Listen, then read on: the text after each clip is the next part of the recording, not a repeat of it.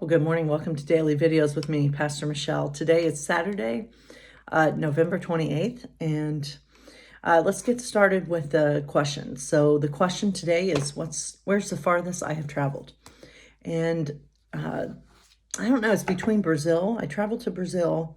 Hawaii took a while to get to, and even Italy and Ireland. I traveled quite a few places. So those are the places I feel like are the farthest. But not lately. My wife and I went to Michigan not too long ago, and that was a good trip. But anyway, let's start with some prayer. Our Father, who art in heaven, hallowed be thy name. Thy kingdom come, thy will be done on earth as it is in heaven. Give us this day our daily bread, and forgive us our debts as we forgive our debtors. And lead us not into temptation, but deliver us from evil. For thine is the kingdom, and the power, and the glory forever. Amen. So let's continue on with Catching Fire.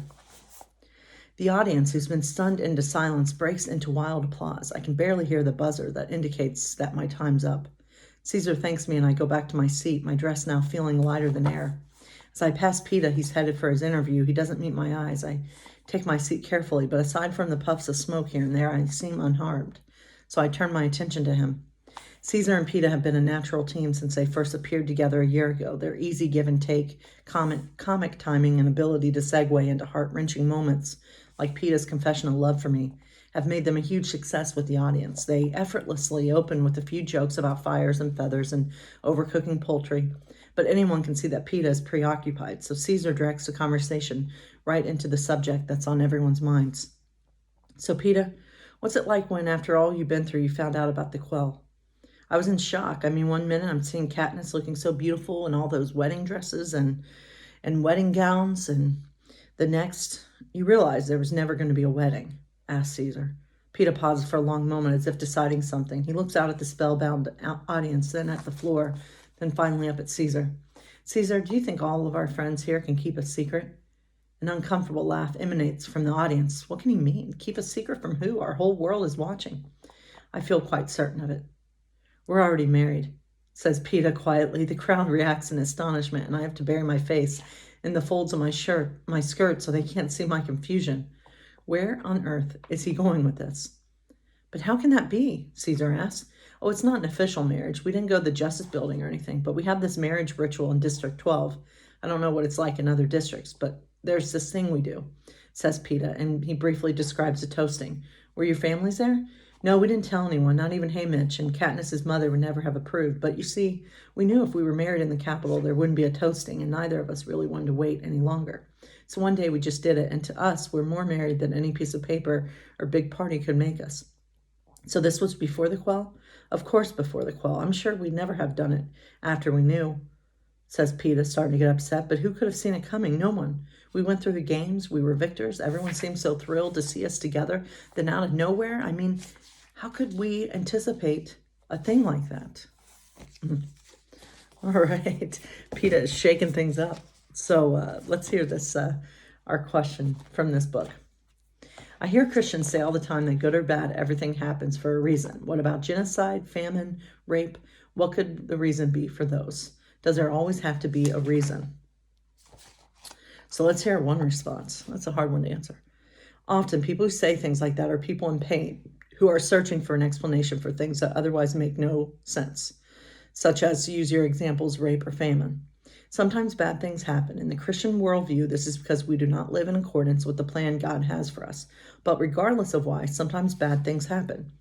One helpful way is to look at this is not that God causes these things to happen, but that God can use the bad things that do happen to accomplish good things, such as the spirit of unity and love that came out of the tragedy of 9/11.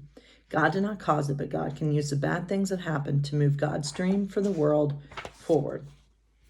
And I 100% agree. I don't understand why awful things happen, but I do know this, that so many of the bad things that's happened in my life, I have been able to use those things to further who I am and use them for an advantage. For example, growing up in a religious tradition where I was told I'm not good enough and where I was told that I had to be someone I'm not, all those years of manipulation and just trying to fit into a box that I wasn't meant to be in, trying to be straight. I use that. Those were heartbreaking days for me, but I use that heartbreak because it motivates my ministry now, because I do not, it's my goal to make sure everyone knows that they are okay. They are fine and they are enough just as they are. They don't have to be anyone else other than themselves. No matter their sexuality, no matter their gender, no matter their political affiliation, they are God's beloved just as they are. And that motivates me. I want everyone to feel that. And also my car accident was god awful, but it helped me to be a better minister, because I saw the things that helped me after that tragic moment, how people reached out, and I saw the things that helped and the things that didn't. And it drives my ministry now and how I tend to do pastoral care. And even this pandemic, I feel like it's an awful thing, but I think we are learning stuff from it. So I think out of the ashes, things can rise. So let's hear God's love note. But first, a reading from Matthew. You've heard it said, you shall love your neighbor and hate your enemy. But I say, love your enemies and pray for those who persecute you, so that you may be children of your Father in heaven. For he makes his sun rise on the evil and on the good, and sends rain on the righteous and on the unrighteous. In God's love note. My son invited his followers and invites you to one of the biggest leaps of faith imaginable, to extend compassion even to those who hate you. In this world, hate is shown so easily, and ignorance feeds it so effectively. The people who have been taught you are the enemy, the people who have been taught you are their enemy do not know you. Even the people who make your life difficult often do not know you. I invite you to build connection, learn who they are and why they think they're against you.